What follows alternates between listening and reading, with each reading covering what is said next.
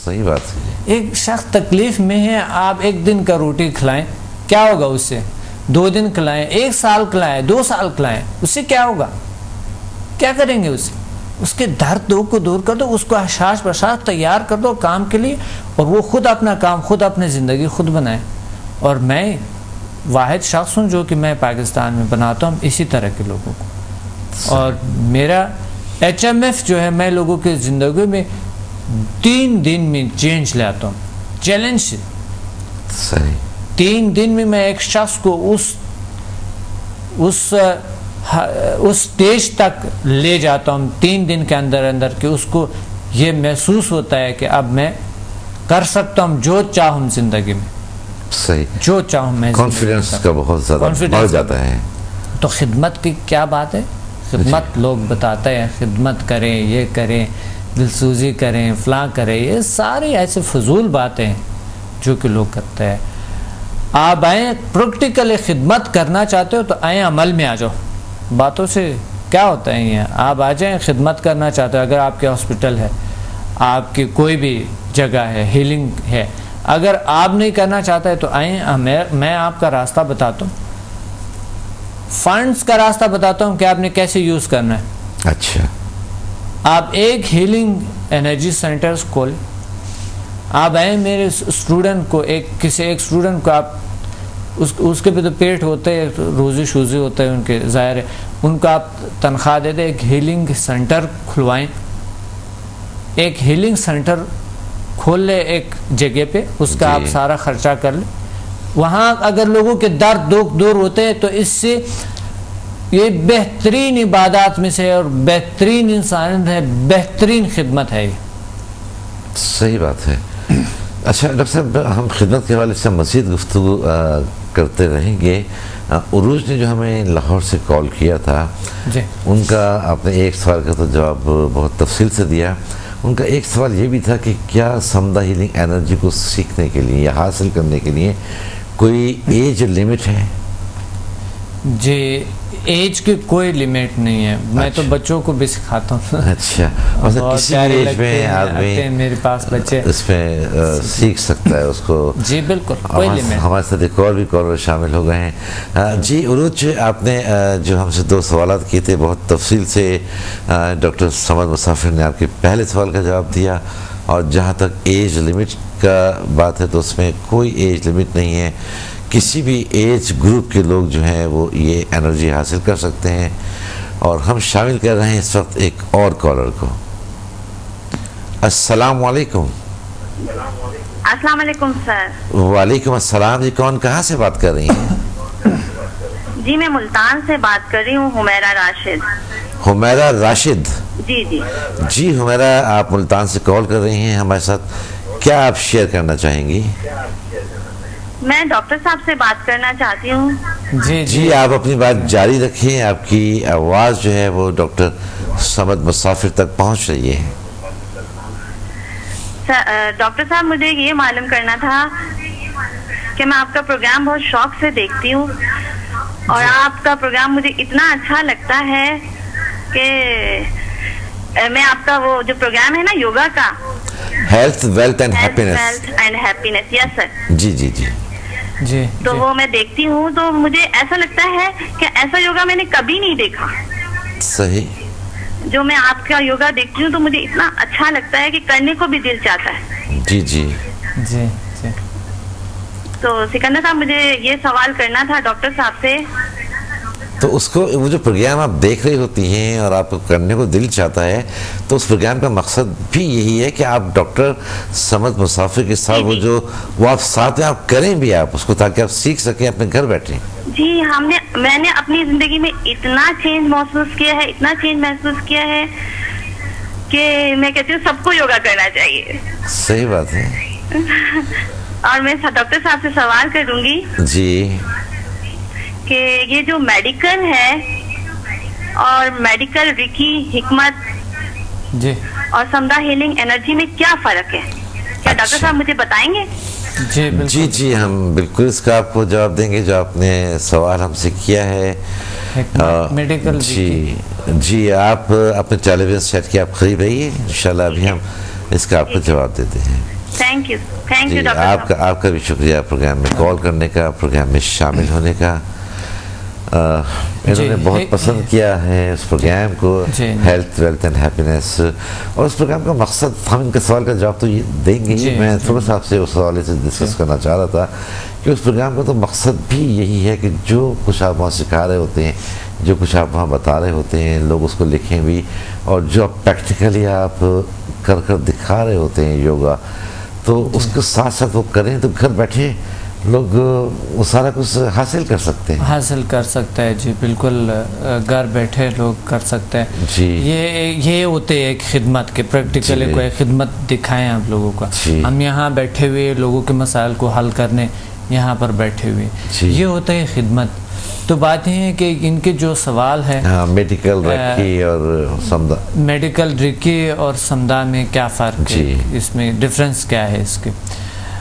Medical तो अपनी जगह पे सही है, ठीक है, हिकमत भी उन्होंने कहा, हिकमत भी अपनी जगह पे ठीक है और रिकी भी अपनी जगह पे ठीक है, लेकिन ये एक नेचुरल तरीका है जिसका कोई साइड इफ़ेक्ट नहीं है। समदा हीलिंग एनर्जी जी नेचुरल तरीका है और ये 80% से 90% काम करता है। लेकिन मेडिकल में हमने खुद पढ़े हैं, मैंने खुद मेडिकल में पढ़ा है कि हमारे जो पेशेंट है वो ज़्यादा से ज़्यादा एक अच्छी डॉक्टर के जो पेशेंट है 100 में से 40 या 50 ठीक होंगे, बाकी या किसी और डॉक्टर से ठीक होंगे, या फिर एनवायरनमेंट चेंज होने में या ग़िज़ा खाने में या खुद ब खुद वो बीमारी ठीक हो जाते हैं। तो समदा हीलिंग एनर्जी में अगर 80% काम नहीं कर रहे थे, बजाय 40 के 80% अगर काम नहीं करते, तो समदा हीलिंग एनर्जी की तरफ कोई आता ही नहीं। सही।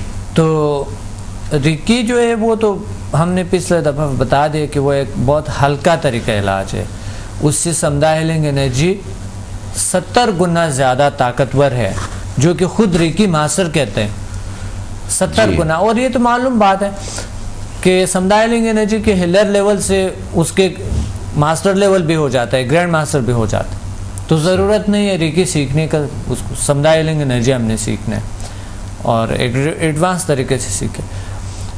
दूसरी बात यह है कि रिकी लोगों ने, जब मैं पाकिस्तान में बहुत महंगे बनाए हुए थे, अभी जो है ना उसने थोड़ी सी उसकी कम की है, क्योंकि मेरी वजह से कि मैं रिकी फ्री कर रहा हूँ। मुझसे जेलस भी है लोग, बहुत सारे जी, बहुत जेलस है लोग। कुछ जो ऐसे रिकी वाले हैं, कुछ लोग जो है ना, जो कि उनके दिल में जो है ना वो होता है एक तरह के प्रोफेशनली जेलसी होता है जैसे, तो वो लोग मुझसे काफ़ी जेलस भी है। और वो लोग ये कहते हैं, मुझे बार बार कहता है कि आप क्यों रिकी का आप पैसे रखें, और फिर जो आपका इतना एडवांस रिकी है उसका तो आपको कम से कम एक लेवल का 30-35 हज़ार रुपये रखनी चाहिए, और मास्टर लेवल का आपने 3-4 लाख रुपए रखने चाहिए। अच्छा। तो मैं कहता हूँ नहीं, मैंने रिकी फ्री सिखाना, मुझे खिदमत करना है। सही। तो खिदमत की बात हो रही थी कि खिदमत कैसे किया जाए।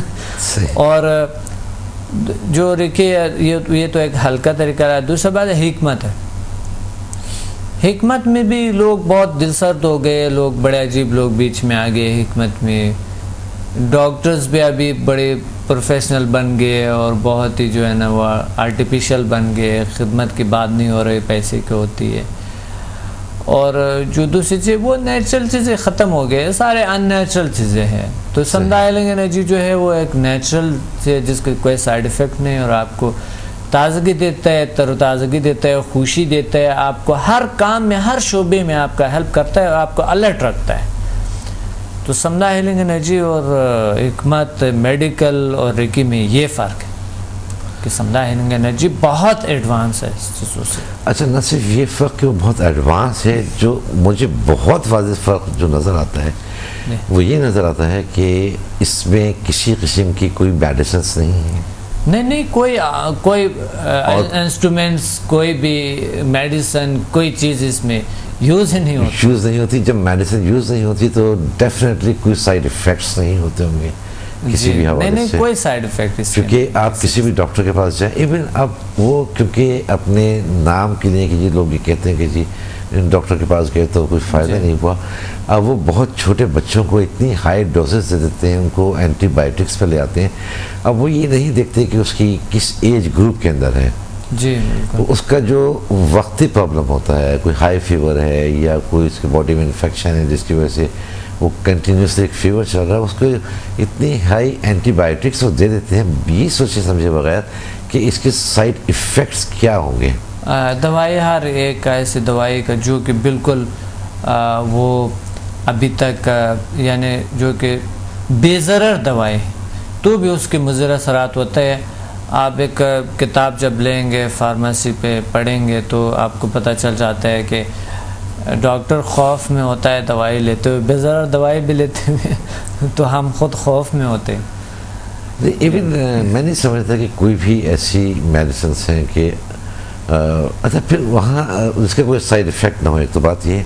और दूसरा मुझे बहुत ताज्जुब जो होता है वो डॉक्टर्स के हवाले से भी होता है कि वो बच्चों को भी बहुत हाई पोटेंसी की वो की दवाई और फिर तजवीज़ करता है, फिर उसको बड़े डराते ही हैं, ये करना नहीं आते तो क्या होता पता नहीं, अगर ये करें तो ये होगा, अगर ये करें तो ये होगा। कुछ जो है ना अभी मकसद यूरोप अमेरिका में तो डॉक्टर्स को कंट्रोल करता है, आप एक पेशेंट को दिन में देख सकते हैं। यहाँ पर तो लाइनें लगी होती जी वो फारिग के दूसरा आ गया, वही सही तरीके से तवज्जो नहीं देते हैं। किसी भी हॉस्पिटल में आप जाएं, थोड़ा देर आपको टाइम दे, ऐसा ऐसा कि पेशेंट जो है ना अनसेटिस्फाइड चले जाते हैं, ख़त्म हो जाते हैं। और मुझे हैरानगी ये है कि हॉस्पिटल चलता है कैसे, ये क्लिनिक्स चलता है कैसे। चलने तो नहीं चाहिए मेरे ख्याल में, लेकिन लोग मजबूर हो जाते हैं। जी थोड़ी देर में आपने रश बनाए हुए, इतना ज़्यादा रश बनाए हुए आपने, थोड़ी देर के लिए आप उसको तसल्ली से देखें, कम से कम आधा घंटा टाइम तो दे दे, कम से कम एक पेशेंट को आधा घंटा टाइम दे दे, वरना लेने चाहिए कम से कम 2-3 घंटे टाइम आपको एक पेशेंट को दें तो सेटिस्फाई हो सकते। हम इसको दूसरी कैटेगरी में ले आएंगे। हम ये कहेंगे कि जी एक तरफ जैसे मिसाल के तौर पर आप कहें आपके इदारा है, आपके स्टूडेंट्स हैं, वो इंसानियत की खिदमत कर रहे हैं, ये इंसानियत पर जुल्म कर रहे हैं। अगर हम यही कहें तो ज़्यादा मुनासिब होगा। लेकिन हम यहाँ एक ब्रेक लेना है फिर डॉक्टर साहब, तो फिर इंशाल्लाह हमारी ये गुफ्तगू जारी रहेगी। नाज़रीन हमें यहाँ फिर एक ब्रेक लेना है, हमारे साथ रहिए, देखते रहिए हक़ टेलीविज़न। मिलते हैं ब्रेक के बाद।